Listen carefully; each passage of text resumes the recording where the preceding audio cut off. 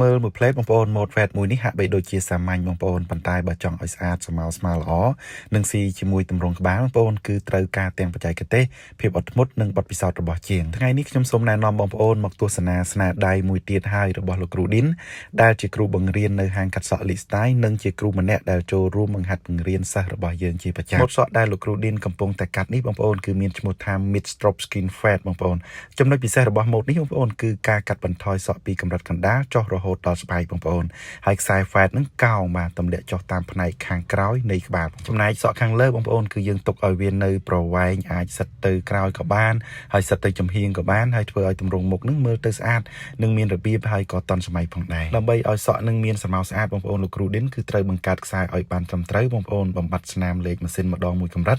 និងមើលគ្រប់ជ្រុងបងប្អូនដោយមិនទុកស្នាមខ្មៅបងប្អូនឬក៏ស្នាមដាច់ទេណាបងប្អូនព្រោះការកាត់សក់ឲ្យបានល្អបងប្អូនគឺមិនមែនគ្រាន់តែការកាត់សក់ឲ្យខ្លីតែប៉ុណ្ណោះនោះទេបងប្អូនប៉ុន្តែគឺយើងត្រូវធ្វើឲ្យម៉ូតសក់នឹងស៊ីនឹងទម្រង់ក្បាលនិងស័ក្តិសមជាមួយអតិថិជនផងដែរតើបងប្អូនចង់ដឹងថាលោកគ្រូឌិនប្រើបច្ចេកទេសអ្វីខ្លះចាប់ពីការដាក់ខ្សែបន្ថយស្នាមរហូតដល់ការតុបតែងបញ្ចប់ម៉ូតសូមបងប្អូនទស្សនាសកម្មភាពក្នុងវីដេអូនេះជាមួយខ្ញុំទាំងអស់គ្នា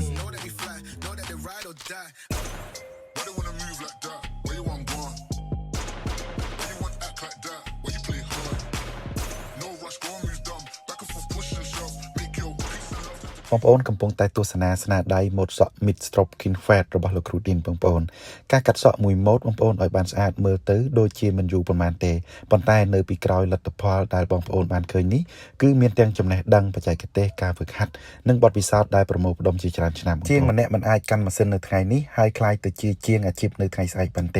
គ្រប់ឆ្នាំ Fat បងប្អូនអាចមើលទៅឃើញស្មើណាគឺយើងកើតចេញពីការហាត់ម្ដងហើយម្ដងខ្ញុំបាទវ៉ាន់រ៉ានីសាដែលបងប្អូនភាគច្រើនបានស្គាល់ខ្ញុំថា Elite Style បងប្អូនថ្ងៃនេះខ្ញុំជាម្ចាស់ប្រេនជាគ្រូបង្រៀននិងជាអ្នកគ្រប់គ្រងហាងកាត់សក់ Elite Style ប៉ុន្តែមុននឹងមកដល់ចំណុចនេះបងប្អូនខ្ញុំក៏ធ្លាប់ជាក្មេងម្នាក់ដែលមិនតាន់ចេះអ្វីសោះដូចគ្នាបងប្អូនខ្ញុំមិនបានកើតមកជាមួយកន្ត្រៃឬក៏ម៉ាស៊ីនកាត់សក់នៅក្នុងដៃទ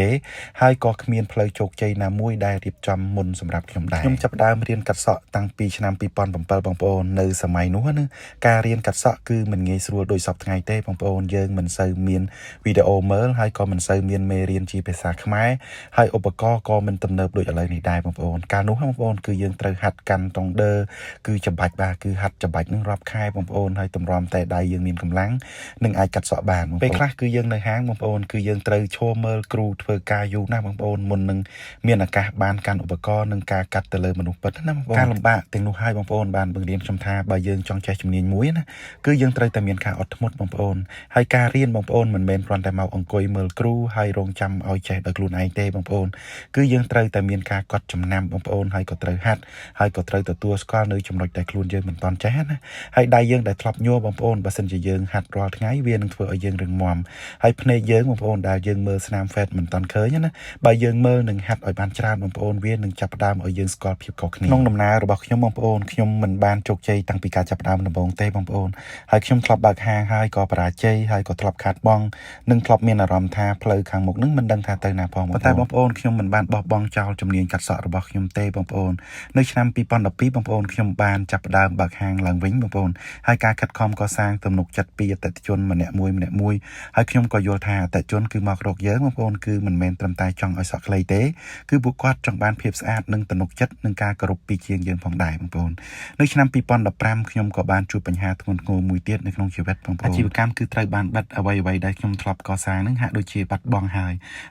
ជីវិតរបស់ខ្ញុំបងប្អូនបានធ្លាក់ចូលក្នុងភាពងងឹតមួយរយៈហើយនៅពេលនោះបងប្អូនខ្ញុំក៏ធ្លាប់សួរខ្លួនឯងថាតើខ្ញុំអាចចាប់ផ្ដើមម្ដងទៀតបានដែរឬទេប៉ុន្តែចុងក្រោយបងប្អូនខ្ញុំក៏ដឹងថាបើយើងនៅមានជីវិតបងប្អូននៅមានកម្លាំងណានិងមានជំនាញនៅក្នុងខ្លួនគឺយើងនៅតែអាចបន្តចាប់ផ្ដើមឡើងវិញបានបងប្អូនដល់ឆ្នាំ2020បងប្អូនខ្ញុំក៏ចាប់ផ្ដើមពីសូន្យម្ដងទៀតលើកនេះខ្ញុំមិនបានគិតត្រឹមតែចង់កាត់សក់ឲ្យស្អាតឬក៏មានហាងផ្ទាល់ខ្លួនប៉ុណ្ណោះនោះទេបងប្អូនគឺខ្ញុំបានគិតអំពីការបង្កើតក្រុមការរៀបប្រព័ន្ធនិងការបណ្ដុះបណ្ដាលមនុស្សជំនាន់ក្រោយខ្ញុំយល់ថាបងប្អូនបើសិនជាយើងចេះតែម្នាក់ឯងណាអាជីពនេះគឺអាចទៅបានត្រឹមតែម្នាក់ប៉ុន្តែបើយើងអាចបង្រៀនឲ្យអ្នកដទៃចេះយើងអាចបង្កើតការងារនិងបង្កើតអនាគតដល់មនុស្សជាច្រើនពីការចាប់ផ្ដើមម្ដងទៀតនោះបងប្អូនរហូតមកដល់ពេលនេះណាហាងកាត់សក់ Elite Style ក៏មាន3សាខានៅក្នុងបាត់ដំបងផងដែរហើយនឹងក៏បានបណ្ដុះបណ្ដាលបងប្អូនសិស្សរាប់រយនាក់ហើយដែលកំពុងឈានទៅជិត400នាក់ហើយឥឡូវនេះចំនួននេះបងប្អូនមិនមែនកើតឡើងដោយសារតែខ្ញុំម្នាក់ឯងទេគឺវាកើតឡើងចេញពីការរួមគ្នា ទាំងអស់បងប្អូន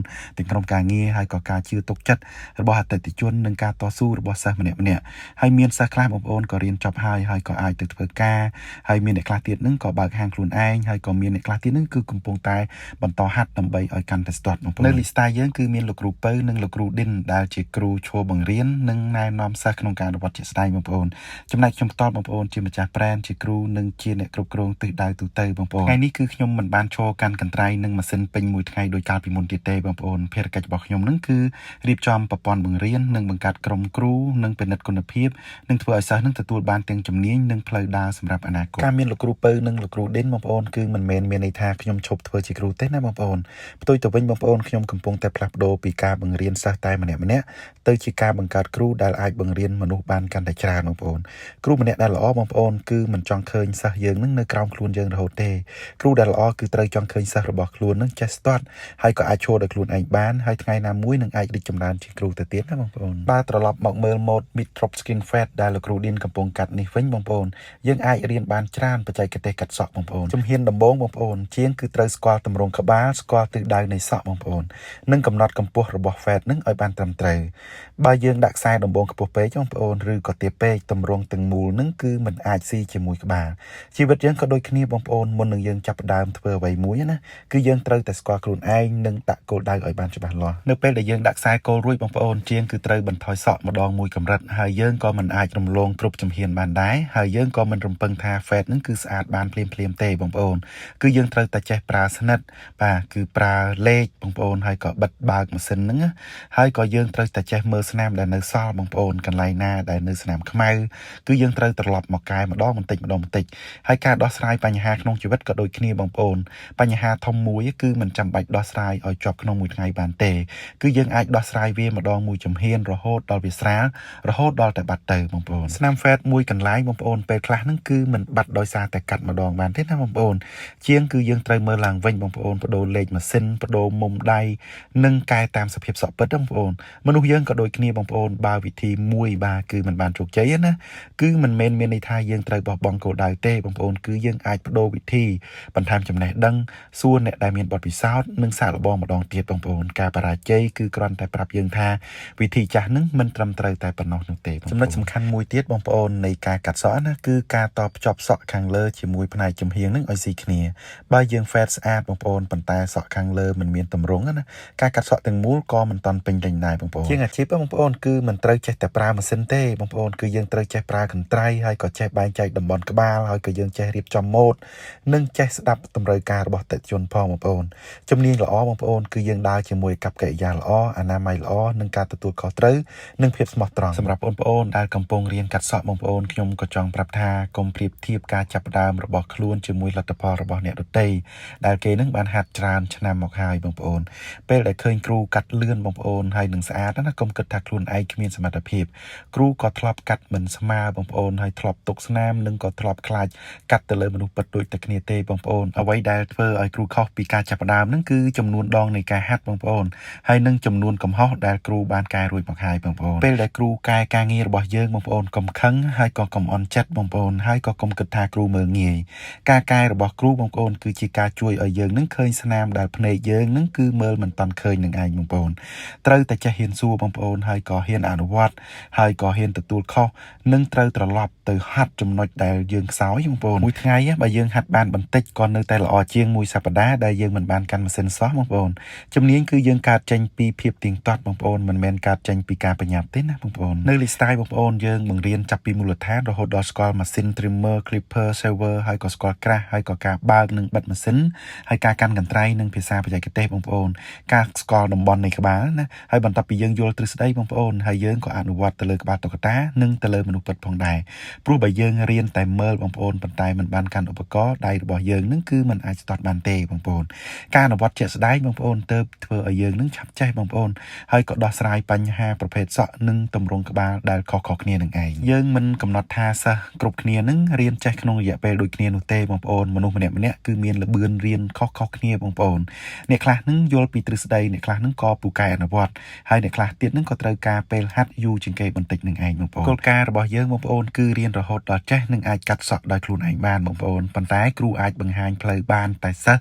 ត្រូវដើរខ្លួនឯងបងប្អូន ba mình trâu riêng tiếng toát á bông ôn nâng mình hạt đòi khuôn ai khi miền kru na phơ ở dương chạy chấm nuôi dương bàn tề chấm bua bông ôn đal cầm pong trong riêng bông ôn bàn tay mình hiền chập đai bông ôn cứ nhom trong prap tha công rong chăm rồi hột đòi khuôn miền ở vậy cục giá cái bông ôn nhom co chập đai mình toàn chạy vậy sọ đôi kia bông ôn hay mình cục kia nứng sót tay miền ngày đầm bông miềnเป็นการมาเส้นดำบงเมียนกากัดตะเลิมนูดำบงสำคัญคือยืนเตยเมียนจัดจองเรียนหนึ่งเมียนโกได้หนึ่งโปรมหัดดอยมันไงบอกบ้องนะบางปอนจำเนียนกัดซ้อบางปอนคืออาจคลายแต่ชีอาชีพได้จนจำคล้วนหนึ่งครูสาบานบางปอนเปลได้ยืนใจจำเนียนมวยเปิดประกอบนะคือยังอาจเพื่อการอ่อยเกอาจบากหางคลุนไออาจคลายจีครูหนึ่งอาจบังการการเงียอ่อยเนี่ยดาตัยบานบางปอนจำเนียนนี้บานนอมขยมปีเชียงโต้มันเนี่ยมอกจีครูมอกจีมาจากห้างหนึ่งจีมาจากแบรนด์ลิสไตล์บางปอนให้ขยมในยัยเรื่องนี้ฮะบางปอนคือมันแมนดับใบอวดบางปอนเต้ปอนใต้คือดับใบบรรเจธามนุษย์ธรรมดามันเนี่ยบางปอนบามีนการต่อสู้หนึ่งมันบอกบ้องนะก็ก็อาจพลัดโดยชีวิตบานโดยขี้ได้ก็ได้บอกขยมเตอร์นะกดบางปอนมันแมนจองออยลิสไตล์ระใบแต่ชั่วปนอนูเต้บางปอนคือขยมจองบังการกรมครูได้มีสมรรถภาพหนึ่งบังการประปอนบังเรียนได้ฉบับล้อหนึ่งช่วยออยอยู่ไปจนขมายมีนจำเนียนปิดประกอดบางปอนขยมก็จองออยซะได้จังปีเยือนเตอร์นั่นคืออาจปลาจำเนียนระบอกกอดนั่งอาจรกประโดยสุจริตมีนตนุกชัดนั่งอาจบังการอนาคตโดยคลุนไอบานบางปอนไงนามวยบางปอนปลูกกอดนั่งอาจคลายแต่ชีมาจากห้างชีมาจากแบรนด์หรือก็เชครูได้บรรทอบังเรียนเนี่ยจำนวนกล่าวจงครอยนี้บางปอนขยมก็จองออยบางปอนจำทาแฟดมวยสะอาดคือมันแมนโดยซาเวียขมิ้นสนามตั้งปีตะบงเตบางปอนคือเวียสะอาดโดยซาเชียงใจโรคสนามหนึ่งเคยเนี่ยบางปอนให้อดทมดกายเวียมาดองมวยกำรัดระหดดอเวียสมาบันสะอาดชีวิตมนุษย์ก็โดยขี้บางปอนយើងមិនចាំបាច់ជាមនុស្សដែលមិនធ្លាប់ខុសទេបងប្អូនយើងគ្រាន់តែជាមនុស្សដែលហ៊ានទទួលស្គាល់កំហុសចេះកែខ្លួននិងមិនឈប់ដើរទៅរកគោលដៅបាទថ្ងៃនេះបងប្អូនកំពុងរៀនសូមបន្តខិតខំបងប្អូនបើសិនជាបងប្អូនកំពុងបរាជ័យកុំតន់បោះបង់បងប្អូនហើយបើសិនជាបងប្អូនកំពុងតែចាប់ផ្ដើមរៀនកាត់សក់ណាសូមកុំឲ្យការពេកខ្លាចបរៀងអាកាសរបស់បងប្អូនចាប់ផ្ដើមពីមូលដ្ឋានបងប្អូនហាត់រាល់ថ្ងៃហាត់សួរខ្លួនឯងថាតើនៅថ្ងៃអនាគតនឹងយើងចង់ខ្លាយទៅជាជាងបែបណាRumah itu pasal bantal albar kemui. Kalau sopan baik, kalau sopan baik, pasal itu pasal kau baik tu. Wah,